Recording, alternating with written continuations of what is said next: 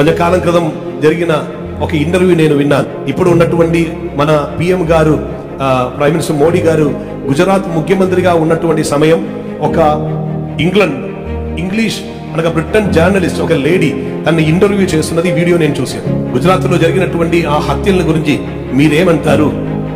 ఇది న్యాయ విరుద్ధమే కదా, ఇది మానుషికం కాదు కదా, ఇది పైశాచికమే కదా అని చెప్పుకొని ఆమె ప్రశ్నలు అడుగుతుంటే ఏది కరెక్ట్ కాదు అని బ్రిటిష్ వాళ్ళు మాకు బోధించొద్దు అన్నారు. అప్పుడు మరలా అడిగారు, డెమోక్రసీ ఉండాలి కదా, స్వతంత్రం ఉండాలి కదా, ప్రజలకు వారి వారి హక్కులు ఉండాలి కదా అని చెప్పి అడిగేటప్పుడు అది బ్రిటిష్ వారు మాకు చెప్పొద్దు అన్నారు. ఈయన ఇచ్చిన జవాబు. చివరికి ఆమె ఆ ఇంటర్వ్యూ ముగిస్తున్నప్పుడు ఒక మాట అడిగారు, జరిగిన అన్నిటిని గురించి ఏదైనా విషయంలో మీకేదైనా పశ్చాత్తాపం కలుగుతుందా అని అడిగితే ఈయన ఇచ్చిన జవాబే తెలుసా, అవును నాకు పశ్చాత్తాపం ఉంది అని చెప్పారు. నేను న్యూస్ ని రిపోర్ట్ చేస్తున్నదాన్ని నా కంట్రోల్లో పెట్టలేదని పశ్చాత్తాపం ఉంది అని. అందుచేత అప్పటి నుంచి తీర్మానం తీసుకున్నారు, ఇక న్యూస్ రిపోర్టింగ్ మొత్తం నా నియంత్రణలో ఉండాలి. కనుక ఇండియా దేశంలో జరుగుతున్నది అనేకం బయటకే రావట్ల, మెయిన్ న్యూస్ లో ఎక్కడే రాదు, వేరే కొన్ని సోషల్ మీడియా ద్వారా మాత్రమే అది బయటకి కొంచెం దొరుకుతుంది. లేకపోతే మణిపూర్ జరిగింది మనం ఎన్నటికీ తెలియకుండా ఉండేవారు. ఇదేమి మెయిన్ రిపోర్ట్ లో రాలా, మిగిలిన న్యూస్ లో వచ్చిన తర్వాత మెయిన్ రిపోర్ట్ లోనికి వచ్చింది.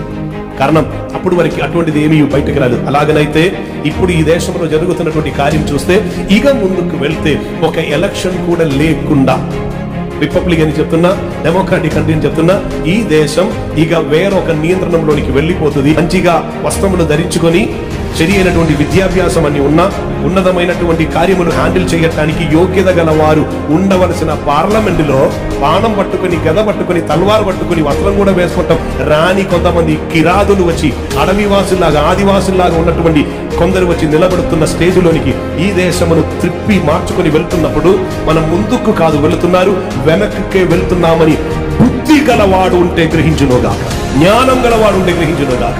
హైందవ సంస్కృతి మంచిదే, ఆరాధన కాదు మంచిది, ఒకరు కలిసి ఉండి ఒకరు షేర్ చేసుకుని ఉన్నదన్నీ మంచిదే. కానీ ఇప్పుడు తీసుకొని వచ్చినది మత పిచ్చు, వేరే దేని కొరకున్నది కాదు. మనిషిని హైందవుడిని చెప్పుకొని నిన్ను మమ్మను కాదు నిన్ను చంపుతున్నటువంటి కార్యములే ముందుకు వచ్చి ఉన్నదని గ్రహించుటకు కొంచెం జ్ఞాన హృదయం ఇండియా దేశంలో ఉన్న ప్రజలకి కలుగునుగాక అని మేము ప్రార్థిస్తున్నాం. కనుక ఒక్కొక్క చోట్ల నుండి ఒక్కొక్కరు ప్రార్థన చేస్తున్న, ప్రభువా ఈ ఎలక్షన్ లో ఒక మార్పు కావాలి, ఒక మార్పు రావాలి అని అందరూ ప్రార్థన చేస్తున్నారు. నేను ఒక్కటే ప్రార్థన చేస్తాను. ఏ ప్రార్థన చేస్తానంటే, నీ కొరకున్న వారు లేపబడుతున్నటువంటి వాతావరణం కల్పిస్తున్న అధికారం రావాలి. వెదిరేగద ఇగను పెరిగితేనే వాళ్ళు లేపబడతారంటే అదే కావాలి. దేవునికి స్తోత్రం. కనుక నాకేం భయం లేదు, నేను దేవుని రాజ్యం కొరకున్నటువంటి వ్యక్తిని.